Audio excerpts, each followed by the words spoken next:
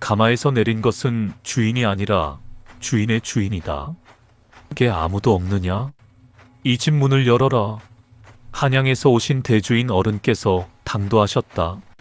한때 고을의 태양이라 불렸던 김진사댁. 이제는 기와가 깨지고 잡초가 무성한 그 대문 앞에 6인교 가마가 멈춰 섭니다. 빚쟁이들에게 시달려 몰골이 말이 아니던 김진사가 허둥지둥 버선발로 뛰어나옵니다. 어서 오십시오, 대주인 어른. 소생이 김진사입니다. 누추한 곳까지 직접 오실 줄은 몰랐습니다. 여기 집 문서와 노비 문서들을 미리 챙겨두었사오니. 김진사는 가마 문을 향해 허리를 90도로 꺾습니다.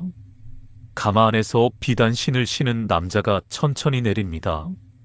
그리고 고개를 들어 김진사를 똑바로 응시합니다. 그 순간 김진사의 안색이 흑빛으로 변하며 뒷걸음질을 칩니다. 너는? 아니, 이럴 리가 없다. 내 놈은 20년 전 도망친 우리 집 종 만복이가 아니냐? 남자는 차가운 미소를 지으며 김진사의 일그러진 얼굴을 감상합니다. 그것은 20년 전 추운 겨울날 개처럼 얻어맞고 쫓겨나던 소년의 눈빛이 아닙니다. 이제는 고을 전체의 생사여 탈권을 쥔 거상의 위엄입니다. 김진사, 아직도 나를 만복이라 부르는가? 자네가 어제 서명한 계약서에 적힌 이름은 조선 제1의 거상, 임천수라네. 그리고 오늘부터 이 집의 새 주인은 나고 자네는 내가 선심 써서 내준 행랑채에 얹혀 살아야 할 처지라는 걸 잊었나? 이럴 수가. 천한 종놈이 어찌 감히 양반의 집을 산단 말이냐? 이건 천지개벽할 일이다. 왕법이 무너졌구나. 왕법? 자네가 노름판에서 백성들의 논밭을 날릴 때 그 왕법은 어디 있었나? 내가 번 돈은 땀방울이고 자네가 날린 돈은 가문이 수치지. 자, 이제 그만 무릎을 꿇게. 주인에 대한 예우는 갖춰야 하지 않겠나? 20년 전에 비참했던 노비가 어떻게 조선의 불을 거머쥐고 돌아왔는가? 정사가 기록하지 못한 조선 후기 신분 역전의 가장 처절하고 통쾌한 야사. 주인을 사버린 머슴의 전설적인 복수극이 지금 시작됩니다. 제1장 인간 이하의 산 마이너스 짐승보다 못한 존재, 만복이. 조선 후기 신분제는 견고한 성벽과도 같았습니다. 그 성벽의 가장 밑바닥, 진흙탕 속에 노비들이 있었습니다. 주인공 만복이는 태어날 때부터 사람이 아니었습니다. 주인집 장부에는 노비 만복 8살이라는 글자로만 존재할 뿐이었죠. 김진사댁의 아침은 만복이의 비명으로 시작되곤 했습니다. 만복아, 이 게으른 놈아, 마당에 서리가 앉은 게 보이느냐? 내 놈이 잠자느라 불을 안 떼서 내가 새벽에 한기를 느꼈단 말이다. 12살의 김도령은 잠에서 깨자마자 만복이를 불러 세웠습니다. 만복이는 새벽 4시에 일어나 이미 마당을 3번이나 쓸었지만 김도령의 눈에는 그저 화풀이 대상일 뿐이었습니다. 도련님, 소인이 인시부터 일어나 마당을 쓸고 물을 길어왔사옵니다. 불도 충분히 떼었사온데 입 닥치지 못해? 내까지 쪽놈이 감히 상전의 말에 토를 달아? 아버지가 그러셨다. 노비는 소나 말과 같아서 말을 듣지 않으면 내가 약이라고. 여봐라, 이놈을 기둥에 묶어라. 포졸보다 무서운 행랑아범들이 달려들어 만복이를 기둥에 묶었습니다. 김도령은 손에 쥔 가느다란 회초리가 아니라 아버지가 사냥할 때 쓰는 말채찍을 가져왔습니다. 잘 들어라. 오늘 내 놈이 맞는 이유는 내가 게을러서가 아니다. 내가 감히 내 말에 대꾸했기 때문이야. 조선의 법도가 그렇다. 종은 주인에게 목소리를 내는 존재가 아니란 말이다. 채찍이 만복이의 얇은 무명옷을 찢고 살을 파고들었습니다. 소년의 입술은 터졌고 등에서는 붉은 피가 눈 덮인 마당 위로 뚝뚝 떨어졌습니다. 하지만 만복이는 소리를 내지 않았습니다. 소리를 내면 김도령이 더 즐거워하며 채찍질을 멈추지 않는다는 것을 10살 나이에 이미 깨달았기 때문입니다. 이놈 보게, 독한 놈이구나. 어디 끝까지 버텨보나 보자. 매질은 1시간 동안 이어졌습니다. 만복이의 의식이 가물가물해질 때쯤 김진사가 뒷짐을 지고 다가왔습니다. 아들아, 그만해라. 그러다 죽기라도 하면 재산의 손해 아니냐? 저놈도 살려둬야 나중에 장터에 내다 팔든 밭일을 시키든 할 것 아니냐? 노비는 아껴 쓰는 물건과 같은 법이다. 김진사에게 만복이는 아파하는 소년이 아니라 가치가 떨어지면 안 되는 재산일 뿐이었습니다. 만복이는 차가운 바닥에 쓰러져 김진사의 뒷모습을 보며 생각했습니다. 저들은 나를 사람으로 보지 않는다. 나도 저들을 사람으로 보지 않으리라. 언젠가 반드시 이 피의 대가를 치르게 하겠다. 제2장 최후의 보루가 무너지다 마이너스 어머니, 나의 하늘이 팔려가다. 만복이에게 유일한 안식처는 어머니였습니다. 김진사댁 부엌대기로 일하며 남몰래 만복이의 상처에 된장을 발라주던 어머니. 하지만 김진사 가문의 잔인함은 만복이의 유일한 빚조차 허용하지 않았습니다. 김진사는 한양의 세도가들에게 줄을 대기 위해 막대한 자금이 필요해졌고 가장 먼저 손을 댄 것은 집안의 노비들을 정리하는 일이었습니다. 여보게, 김진사. 이번에 내린 결정이 정말 최선인가? 만복이 어미는 이 집에서 20년을 일한 사람 아닌가? 장대감, 정이 밥 먹여주나? 저녀는 이제 나이가 들어 기력도 없고 병치레만 찼네. 마침 저 아랫동네 박초신애가 밭을 잘하는 여종을 찾는다기에 아주 비싼 값에 넘기기로 했네. 만복이 저놈도 어미가 옆에 있으니 자꾸 꾀를 부리는 것 같고 이참에 떼어놓는 게 교육에도 좋지 않겠나. 다음 날 새벽 만복이는 예사롭지 않은 마당의 소란에 잠에서 깼습니다. 어머니가 낯선 사내들에게 끌려 수레에 태워지고 있었습니다. 만복이는 신발도 신지 못한 채 뛰어나갔습니다. 안 돼요. 우리 어머니 어디로 데려가는 거예요? 나으리, 제발요. 제가 대신 팔려갈게요. 어머니는 병이 깊어서 일도 못해요. 제발요. 만복이가 수레바퀴를 붙잡고 울부짖자 김진사가 직접 다가와 만복이의 얼굴을 걷어찼습니다. 이 천한 놈이 어디서 행패냐? 내 어미는 내 물건이다. 내가 팔겠다는데 내 놈이 무슨 상관이야? 저놈을 떼어내고 당장 출발시켜라. 포졸들의 몽둥이가 만복이의 어깨와 등을 강타했습니다. 만복이는 땅바닥에 처박혀 흙을 씹으며 멀어져가는 수레를 바라보았습니다. 수레 위에서 어머니는 이미 체념한 듯 하지만 절박한 목소리로 만복이를 향해 외쳤습니다. 만복아, 울지 마라. 고개 숙이지 마라. 어떻게든 살아서 꼭 사람답게 살아야 한다. 짐승처럼 죽지 말고 꼭 돈을 벌어서 내 신분을 내가 사거라. 알겠느냐, 만복아? 어머니의 목소리가 산모퉁이 너머로 사라지고 만복이의 세상은 무너졌습니다. 그날 밤 만복이는 비좁은 헛간에서 자신의 손톱이 빠지도록 벽을 긁었습니다. 슬픔은 분노가 되었고 분노는 거대한 결심이 되었습니다. 돈이다. 조선은 돈이 있으면 귀신도 부린다고 했다. 내가 돈을 벌어 저 김진사라는 인간의 가문 자체를 사버리겠다.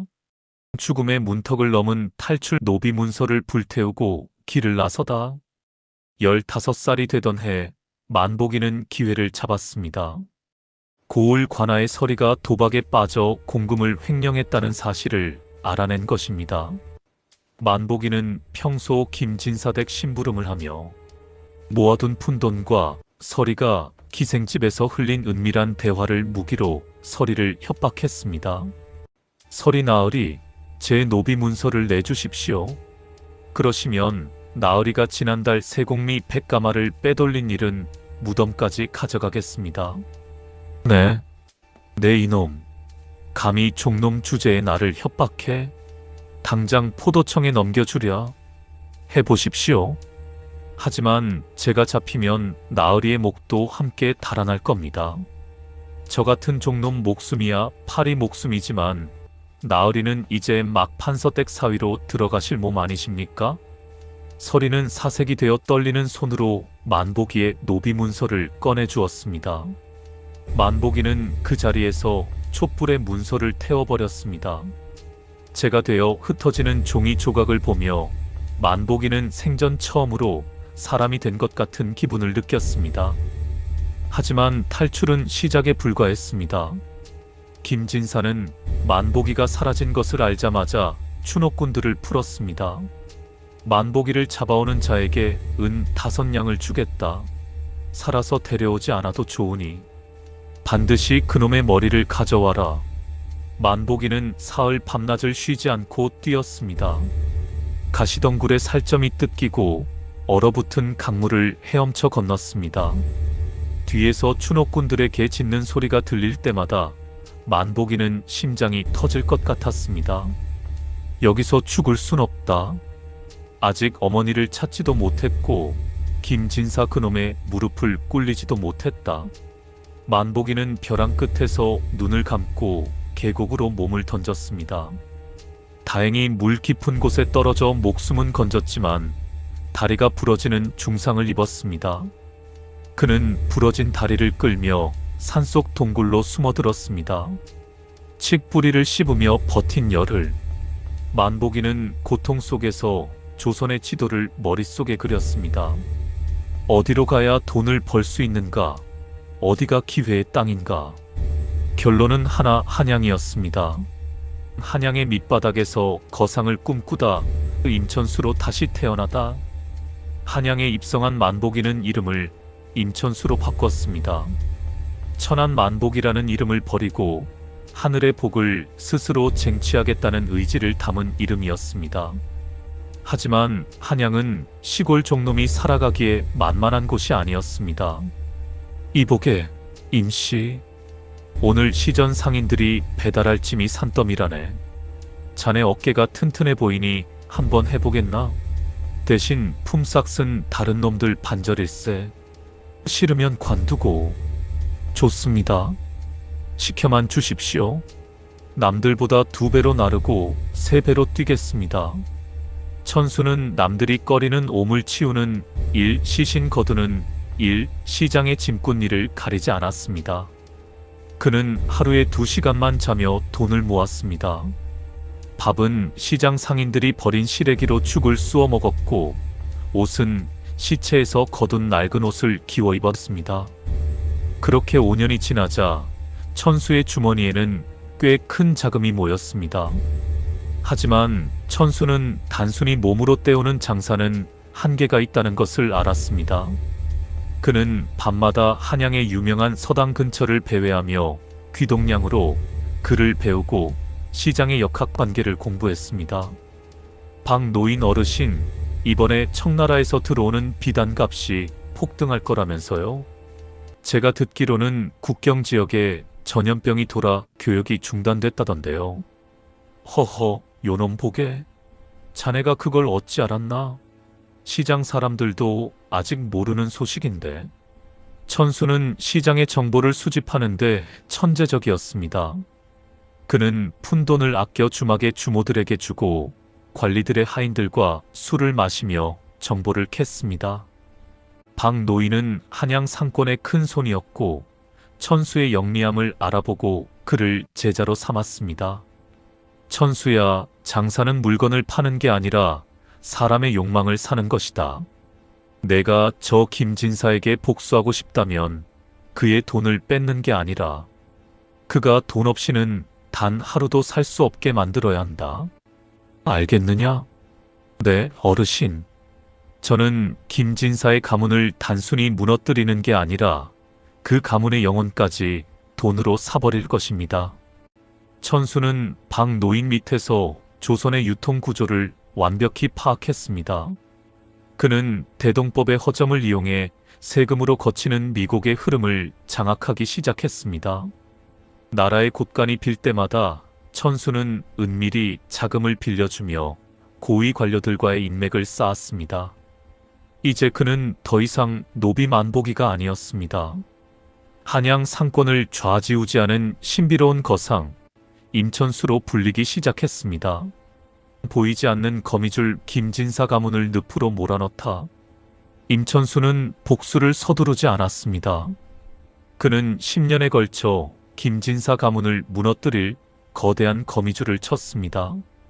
가장 먼저 타겟이 된 것은 김진사의 아들 김도령이었습니다. 김도령은 한양의 화려한 생활에 중독되어 있었고 특히 투전판 도박장에 큰 손으로 알려져 있었습니다. 임행수님, 김도령 그놈이 오늘 또 투전판에서 은자 500냥을 잃었습니다. 이번에도 우리 상단 지부에서 돈을 빌려줄까요? 그래. 대신 이번에는 담보를 더 확실히 잡아라. 그놈의 고향집에 있는 비옥한 논밭 문서들, 그리고 김진사 명의의 가택 문서까지.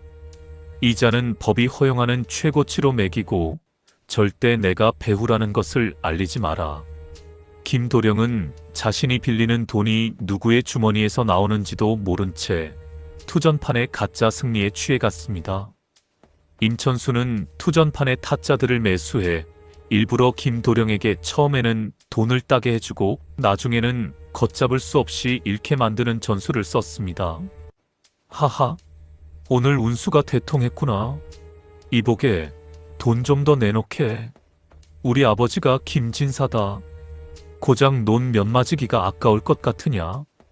김도령이 호기를 부리며 서명한 문서들은 고스란히 임천수의 금고로 들어왔습니다.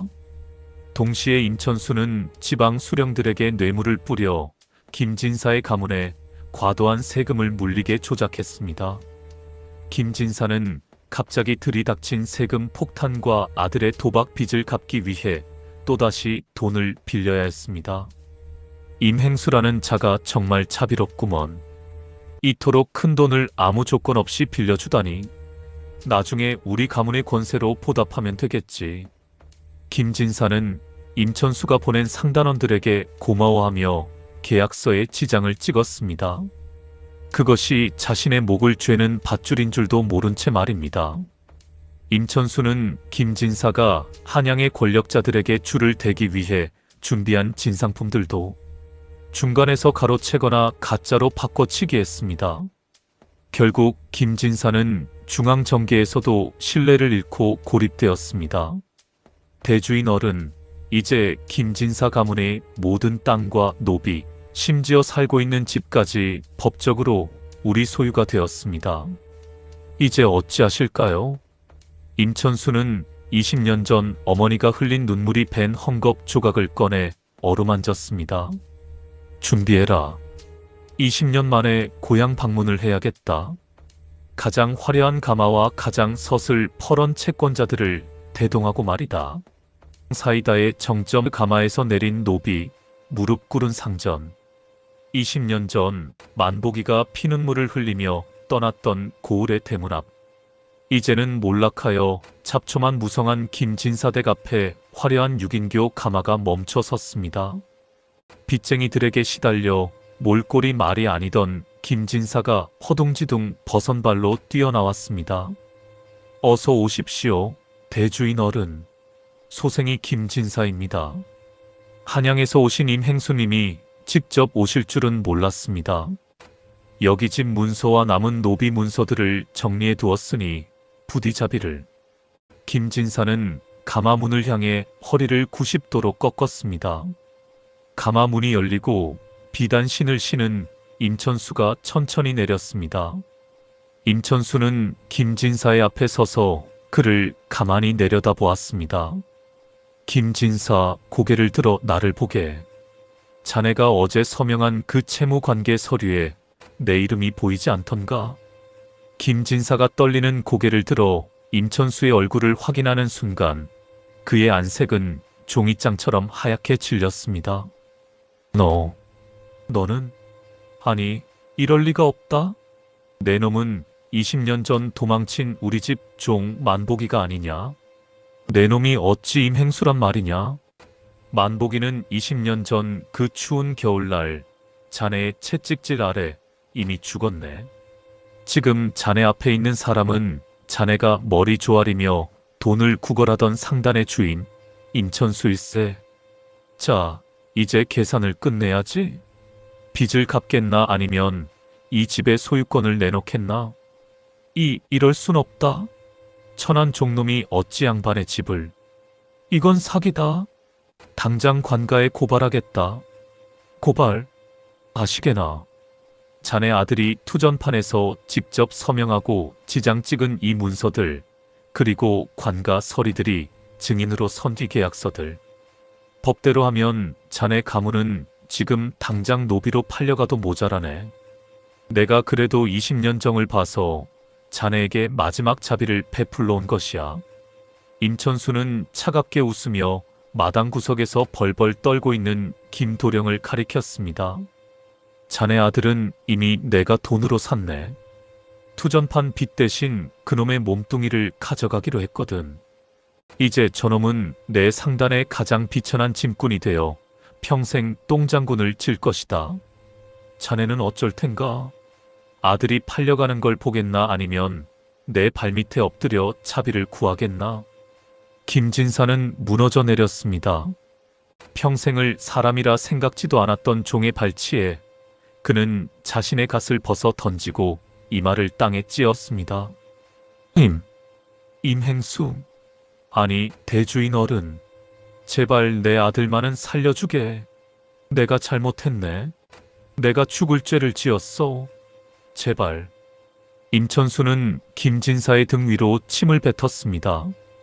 20년 전 자신이 매 맞을 때 김진사가 했던 행동 그대로였습니다. 잘못했다. 그 말이 듣고 싶어 20년을 버텼네. 하지만 말로만 하는 사죄는 필요 없어. 오늘부터 이 집 마당은 자네가 쓸고 자네 아들은 우리 집 개밥을 챙길 것이다. 내가 느꼈던 그 모멸감을 자네 가문이 대대손손 느끼게 해주는 것. 그것이 나의 유일한 거래 조건일세. 정의의 실현 노비 문서를 태우고 신세계를 열다. 임천수는 김진사 댁을 인수한 뒤 가장 먼저 고을의 모든 노비를 마당으로 불러 모았습니다. 그 중에는 머리가 하얗게 센 늙은 종들도 있었고 만복이를 남몰래 도와줬던 이웃들도 있었습니다. 모두 들으시오. 오늘부로 김진사 댁에 보관된 모든 노비 문서를 이 마당에서 불태우겠소. 여러분은 이제 누군가의 재산이 아니라 자기 삶의 주인이 된 자유인이요. 임천수가 횃불을 장부 더미에 던지자 거대한 불길이 치솟았습니다. 400년 넘게 이어진 신분의 사슬이 타들어가는 소리에 백성들은 만세를 부르며 통곡했습니다. 임천수는 그들에게 충분한 정착금을 내주고 농사지을 땅을 분배해 주었습니다. 대주인 어른, 정말 고맙습니다. 우리 만복이가, 아니, 임행수님이 우리를 살리셨습니다. 임천수는 그들의 손을 잡으며 말했습니다. 나에게 고마워할 것 없소. 이것은 여러분이 흘린 피땀의 대가요. 나는 그저 도둑맞은 권리를 되찾아준 것뿐이요. 이제 가서 당신들의 자식들에게는 노비라는 이름을 물려주지 마시오. 한편 김진사와 그의 아들은 마을 사람들의 구경거리가 되었습니다. 임천수는 그들에게 가장 낡은 노비 옷을 입히고 매일 아침 시장 바닥을 돌며 오물을 수거하게 했습니다. 어이, 김씨. 여기 똥통이 찼으니 얼른 비우게. 양반 팔자가 상팔자라더니 똥 푸는 솜씨가 제법이구먼. 하하. 시장의 백성들은 한때 자신들을 핍박하던 양반에게 침을 뱉고 조롱했습니다. 김도령은 수치심에 얼굴을 들지 못했지만 도망칠 곳은 없었습니다. 임천수가 고용한 장사꾼들이 24시간 그들을 감시하며 조금이라도 게으름을 피우면 가차없이 채찍을 휘둘렀기 때문입니다. 임천수는 또한 고향을 떠났던 어머니를 수소문 끝에 찾아냈습니다. 어머니는 아랫마을 박초신의 집에서 눈먼 채 고된 일을 하고 있었습니다. 임천수는 직접 박초씨의 집을 사버리고 어머니를 모셔왔습니다. 어머니, 만보기가 왔습니다. 이제 비단 옷 입으시고 맛있는 것만 드세요. 제가 세상을 다 사버렸습니다. 눈먼 어머니는 임천수의 거친 손을 어루만지며 하염없이 울었습니다. 만보가, 내가 정말 사람 대접을 받고 살고 있느냐? 그러면 됐다. 나는 그것으로 족하다. 역사가 던지는 질문. 우리의 마음속 김진사는 누구인가? 임천수, 아니 만보기의 이야기는 조선 후기 야담집인 개서야담과 청구야담 등에 산발적으로 기록되어 있습니다. 이는 단순히 한 개인의 복수국을 넘어 무너져가던 조선 신분제 사회의 단면을 보여주는 거대한 상징입니다. 여러분, 60분간의 긴 여정 어떠셨습니까? 만보기의 사이다 같은 복수에 가슴이 뻥 뚫리셨나요? 하지만 우리는 여기서 멈춰서서 생각해 보아야 합니다. 오늘날 우리 사회는 신분제가 사라졌다고 말합니다. 하지만 돈의 크기가 신분이 되고 부모의 직업이 계급이 되는 현실은 200년 전 조선과 무엇이 다를까요? 직장 상사의 갑질에 밤잠을 설치는 대리님, 아르바이트생에게 무례하게 구는 손님, 그리고 자신보다 약한 자를 짐승 취급하는 우리 시대의 수많은 김진사들. 그들은 지금 이 순간에도 누군가의 가슴에 만보기와 같은 복수의 씨앗을 심고 있습니다.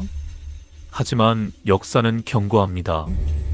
영원한 권력은 없으며 돈의 흐름은 언제든 바뀔 수 있다는 것을 말입니다. 만보기가 거상이 되어 돌아왔듯 오늘 당신이 무시했던 누군가가 내일 당신의 생사여 탈권을 주인이 되어 돌아올 수 있습니다. 만보기의 승리는 단순히 돈을 많이 벌어서가 아닙니다. 그는 자신을 짓밟은 자들보다 더 지독하게 공부했고 더 멀리 내다보았으며 끝내 실력으로 상대를 압도했습니다. 복수는 칼로 하는 것이 아니라 실력과 결과로 하는 것임을 그는 몸소 증명했습니다.